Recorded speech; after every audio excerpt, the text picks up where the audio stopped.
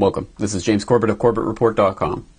And this is James Evan Pilato of MediaMonarchy.com. Becoming a full member, India will strengthen the SCO, and that is the Shanghai Cooperation Organization. India will lend more weight to the Shanghai Regional Group when it joins as a full member. India has something substantial to offer to the Shanghai Cooperation Organization in terms of strengthening the group, said the foreign minister at a joint press conference with his Russian and Chinese counterparts. And we've seen increasingly larger and more sophisticated regional cooperation security drills, so military drills and things being done by SCO members. And Russia and China are just about to hold a joint naval exercise in the Yellow Sea, for example. So it is more and more looking like a superpower kind of bloc to counterbalance NATO and what it's doing. The prostitute U.S. media. This media serves as a propaganda ministry for all of these deceptions. There's no honest reporting in any of the American print or TV media.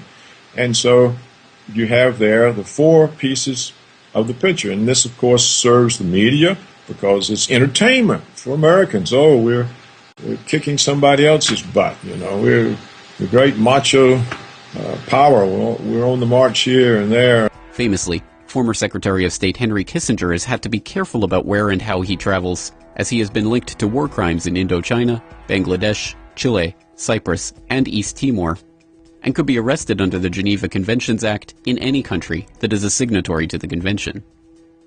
Last year, Swiss politician Dominique Bedig urged the general prosecutor of the Swiss Federation to arrest Henry Kissinger while he was in the country attending the Bilderberg Conference, an annual meeting of 150 of the world's top power brokers, bankers, heads of state, and royalty that takes place amidst a near-total media blackout. New labor laws being proposed by the U.S. Department of Labor would prohibit children from performing many of the routine farm chores they have been involved with for centuries, which some see as a direct attack on small-scale agriculture. TheDailyCaller.com reports that the Department of Labor, under the guidance of the Obama administration, is proposing that child labor laws be modified to prohibit children under the age of 16 from working with animals, for instance, or being allowed to work with food storage bins.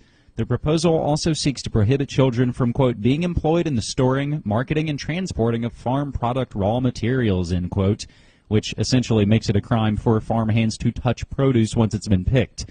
Working hand-in-hand with our good friends at Monsanto and the big pharma drug companies to create a total monopoly on food and health, the federal government is working feverishly to remove Americans from their own land and create a culture complete ignorance about food, nutrition, and agriculture. The endgame goal is to separate Americans from their land, from their animals, and ultimately from each other. And today we're joined by a Syrian commentator called Syrian Girl. She's a Syrian national who is choosing to keep her identity and her location private for fear of retribution against herself and her family, obviously, understandable. Outside governments, they have no sympathy for people. They just use sympathy for their own agenda. They're partisan. They're not neutral. And you can see even the United Nations Human Rights Watch is not neutral.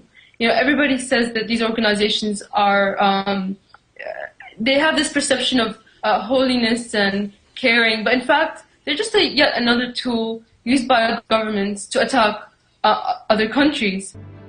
As the North Atlantic Treaty Organization prepares for a summit meeting in Illinois later this month, the citizens of Chicago are bracing for the onslaught of a police-state crackdown against expected protest. This is the Global Research Backgrounder on grtv.ca.